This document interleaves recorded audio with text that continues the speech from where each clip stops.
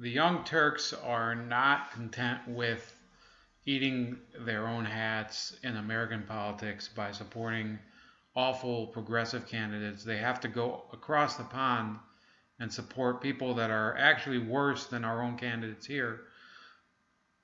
Nothing's more indicative of that than Cenk Uyghur's embrace of Jeremy Corbyn. And as somebody who's followed British politics for a long time, let me just say that Cenk's decision to support this buffoon, I think that it will come back to haunt him one day. Okay. First of all, let's say Jeremy Corbyn, for whatever reason, I'm not going to, say that it's impossible, but if Jeremy Corbyn were to win the Prime Minister's office, we would instantly see Britain lose its economic power. You would see a lot of British companies simply flee overseas, probably to countries like Australia or Canada.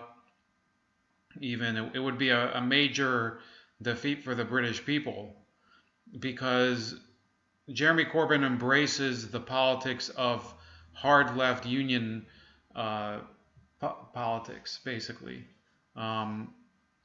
He's a veteran of the 80s class wars between the coal miner unions and a bunch of other trade unions in Great Britain that were fighting Margaret Thatcher. And what ended up happening was that the British people selected time and time again to support their country's businesses as opposed to a bunch of radical left communist politicians and union leaders who, in the end, they were complete failures. There was no red wave that swept the Conservatives out of power. In fact, if you remember, it wasn't until 1997 that a Labour government came into power, and that was Tony Blair, who is considered among Corbyn's fans to be basically a cancer. He was considered to have ruined the Labour Party by bringing it towards the center, endorsing something called New Labour, which is basically the Clinton, the Clinton recipe, the triangulation, talking about helping working families, but in reality helping corporations, neoliberalism. That's what unseated the Conservatives in Britain. Not labor unionism, not none of this communism. That's what happened. So let's watch Cenk as he tries to claim that Jeremy Corbyn is going to be the next Prime Minister of Britain. Now, I'm not going to say that he can't be. I'm just going to explain why it's such an unlikely occurrence soon after Cenk gets through with his rant. Jeremy Corbyn story for you guys. Last week I told you he was closing in on Theresa May, and it put a huge dent in her lead. I'm going to tell you more about that in a second. But first, I'd like to remind you that about a year ago, I tweeted out saying I'm going to double down on my prediction from 3 days ago. Jeremy Corbyn will be the next Prime Minister of the United Kingdom. Doesn't matter when the elections are held. So I was, of course, referring to the next time there would be a public election where the voters would get the vote. And if you go back and find that tweet and you look at the replies, you'll see that about 70% of them say, don't know anything about UK politics. Jeremy Corbyn has no chance whatsoever. It doesn't really matter. So what this really means is that Cenk is trying to use poll numbers in order to indicate that his desired outcome will come about. Now, that could be a good thing or a bad thing. Now, what I'll explain here in brief is that the United Kingdom has a different system of governance than the United States. Instead of having our president elected directly, as in the United States, in the United Kingdom, of course, they have a prime minister. Okay, this prime minister is also a member of parliament, so they would have to be elected to parliament. Now, both Corbyn and his opponent, the incumbent prime minister Theresa May, are not going to lose their parliament seat. I can tell you that. They're both going to be reelected. That's just the way it is. They're pretty, and usually they pick a guy in a safe seat. Okay, so Theresa May is not going to lose her seat. Jeremy Corbyn is not going to lose his seat. So the leader of that parliamentary group then becomes voted in as prime minister. If, for example, as has happened before, the party that wins the most seats cannot get a majority, they may have to form a coalition. This hasn't happened very often in the United Kingdom, but it did happen, I think, in 2010 when the Conservatives did win the largest vote share, but they didn't have enough to form a government, so they had to form a coalition with the Liberal Democrats. So let's hear some more from Buffalo Yogurt. Video we put up from last week talking about how he's closing the lead. Same exact tweets. Oh, no way, not Corbyn. And it's all over the press. I was just in the UK, and the headlines are like, shock poll, fear that Corbyn is closing in. Why is that a fear? Gee, I wonder which side they're on. Anyway. Well, I think one of the main fears is that Jeremy Corbyn believes in certain ways of life, certain values that people know are going to lead to the destruction of their country. Okay, now there are plenty of people that apparently are willing to overlook Jeremy Corbyn's horrendous policies on defense and on Islamic terrorism. Jeremy Corbyn basically doesn't believe that you're a terrorist until you put on a British flag or a yarmulke or you have an American flag on your chest or whatever. He believes in total leftist identity politics. He's about as proud of being British as, you know, let's say Rosie O'Donnell is proud to be an American. This is somebody, he doesn't have any identity with his own country unless it's as a workers' champion. So here, Cenk tries to draw a parallel between Corbyn's anti-war activism and him being the appropriate person to respond to terror attacks. Now let me explain something to you. Jeremy Corbyn doesn't have a plan to address terror attacks because he could care less about them.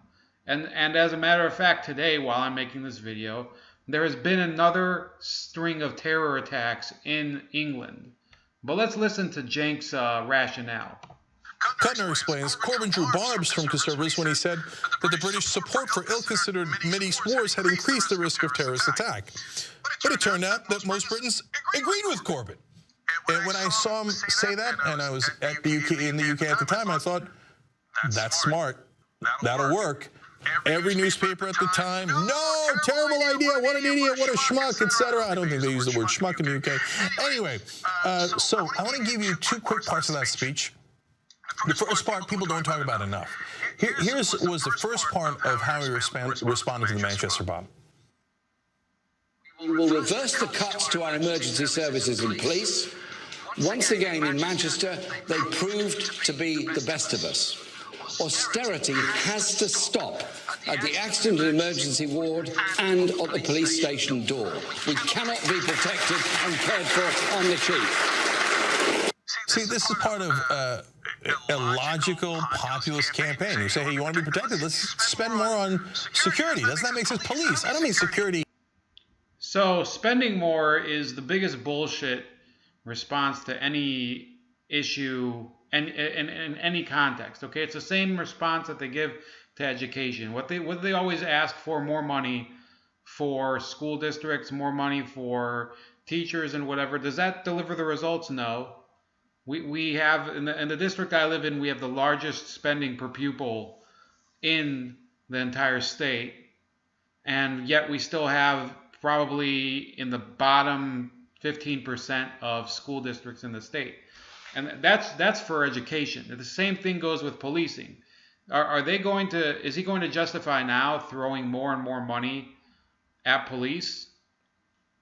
I don't think money is necessarily the problem. The problem is that these police are not armed, and they're also not dealing with the issue of radical Islamic terrorism, which, by the way, Cenk has not mentioned at all in this video.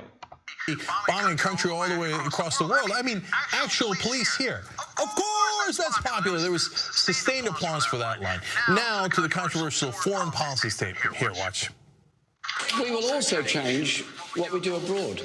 Many experts, including professionals in our intelligence and security services, have pointed out the connections between wars that we've been involved in or supported and fought in other countries, such as Libya, and terrorism here at home.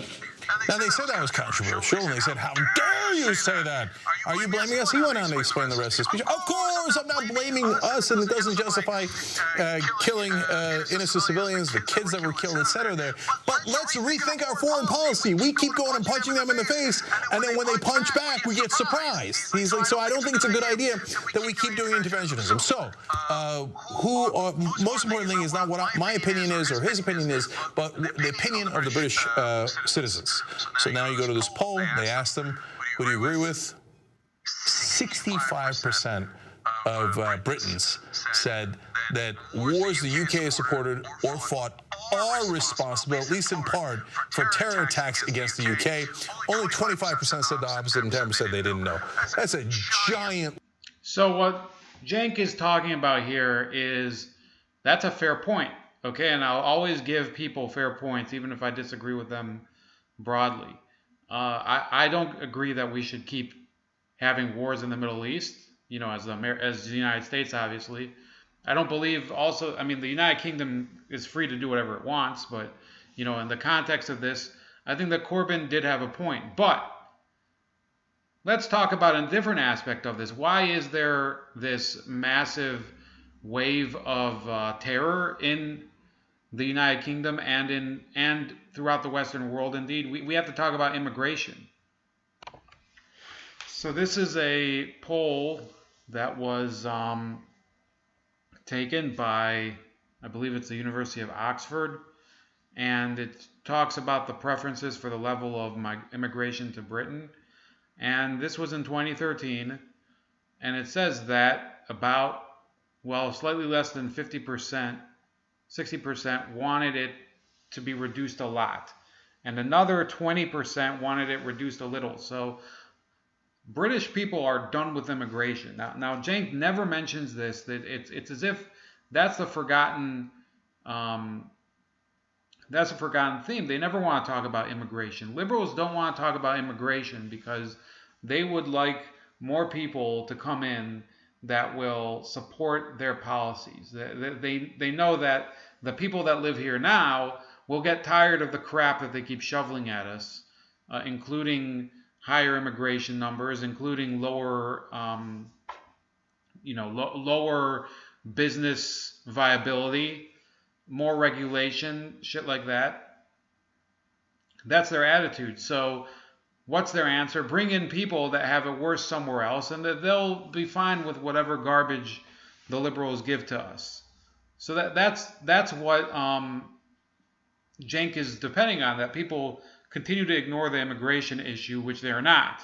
People will continue to vote based on immigration as well, not just based on opposing wars, which, by the way, you know, the party that I support in Britain, which, you know, I don't live in Britain, is UKIP, which is actually further to the right than the Conservatives, but they're also against these wars in the Middle East, and therefore direct democracy, therefore reestablishing the connection between the leadership and the public so that people can keep their elected officials directly accountable. Now let's see Cenk round out the rest of his inane rant in support of Jeremy Corbyn. And again, for the millionth time in a row, the establishment is wrong, and they can't see straight. They're in their bubble, and they go, no, it couldn't be. Well, Cenk, you were the one who was calling for all those, you were titling all of your videos Loser Donald, hashtag Loser Donald last year. So apparently You were also on the side of the establishment. In fact, you supported Hillary Clinton in the end because you were full of shit. You don't understand that most people, this left-right paradigm is not as much of an issue as the fact that if your candidate is a piece of garbage like Hillary Clinton was, they'll vote for somebody who is possibly indigestible most years. Now, back to Kuttner.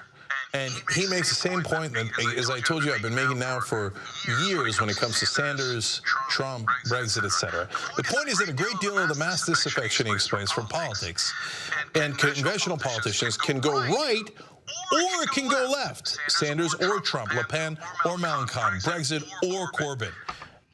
You see what happened? They're trying to make it equal, that the anti-establishment candidates on the left and the right are equal. Now, I'm not going to say that they're not equal in terms of their ideas, but let's be real. Donald Trump, in the primaries, actually won a lot more votes than Bernie Sanders. In fact, in the primaries, Donald Trump won about 800,000 more than Bernie Sanders. Now, let's be contextual here. In the Democratic primaries, the competition was a lot stronger going deeper into the contest, whereas in the Republican primaries, the contests were not very competitive past, I think, the beginning of May when Ted Cruz withdrew.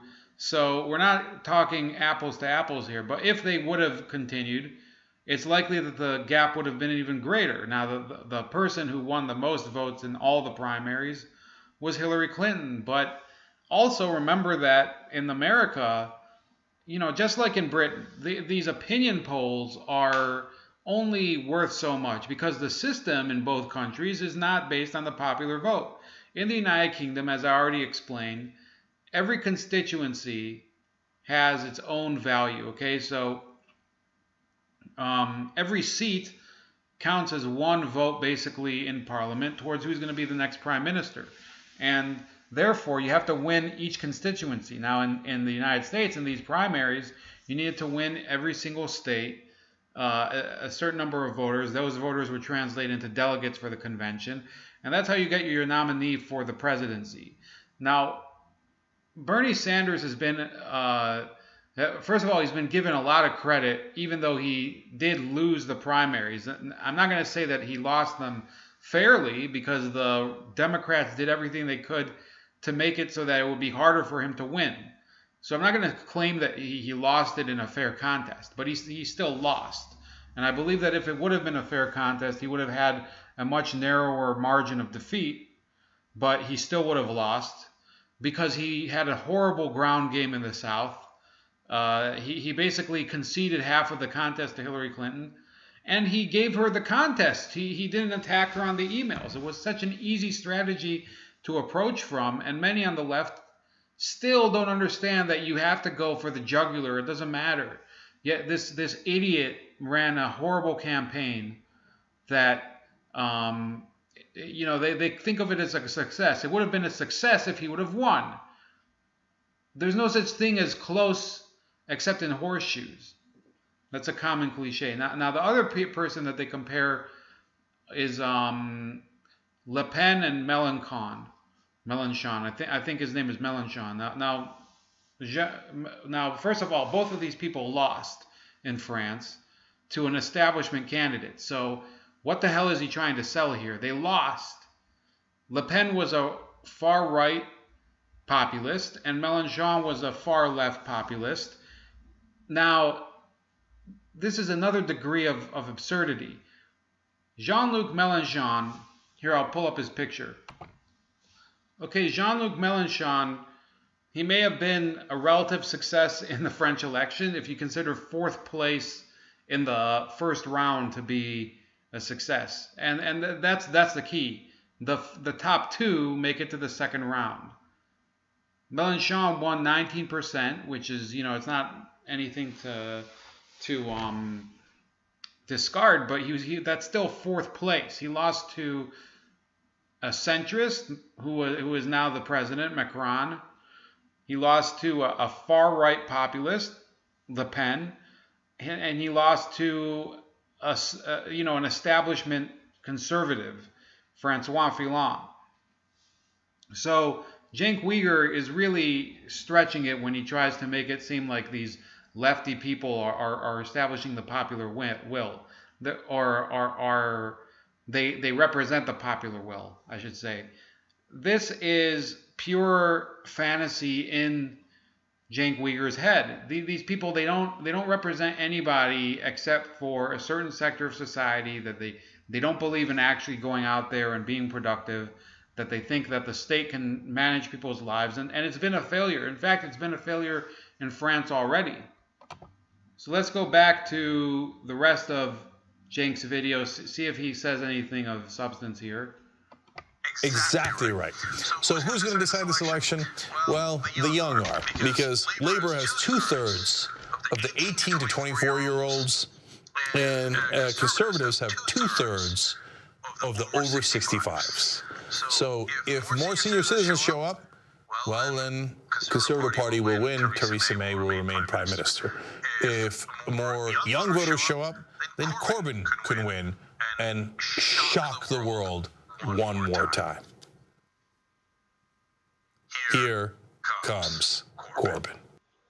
So this is another inane declaration from Cenk Uygur. Remember that in the Brexit vote, which he himself touts as like his moment of, upending the establishment, even though most of the liberals oppose Brexit, only about 35% of the youth voted. So he's depending on a notoriously undependable sector of society to vote for a politician that in reality has been, first of all, Jeremy Corbyn, popularity numbers, they've always been high. Has he performed? No. He's actually lost in 2 local elections. Here, just last month, Jeremy Corbyn, here, let's go up. His party lost 382 councillors on local councils. Okay, the Conservatives had a massive pickup. Jeremy Corbyn hasn't really performed well. This is nonsense, okay? He can talk all he wants about popularity. The liberals love to talk about the polls. They love talking about how the youth are the determinant. And who ends up being the determinant? Not the youth. It never ends up being the youth. And speaking of the youth, I mean, shouldn't the youth start thinking about whether they want a country that's riven by terrorism?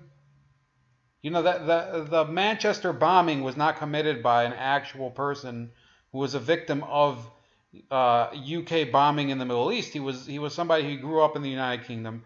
His family lived there and immigrated to there from Libya way before there was actually a war in Libya. And the UK actually supported the rebels during the war against Gaddafi. So what does he have to be mad at the United Kingdom for? He should probably be more mad at the Islamist gangs that have been committing these atrocities.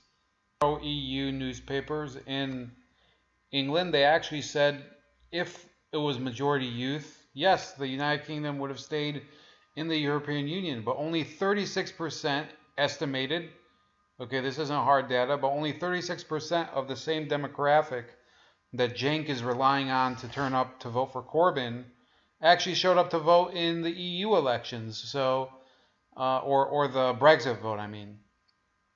So I believe firmly that, Jeremy Corbyn might perform better than it was expected initially. He might actually conserve a lot of Labour's power. He might even, and I'm going to reach out here and say he might actually gain a couple seats. But in order to actually take power, he would need, first of all, to gain 90 seats in the UK, in the Parliament. Where are those seats going to come from? A lot of the areas where Labour needs to win are simply not places where they can be competitive.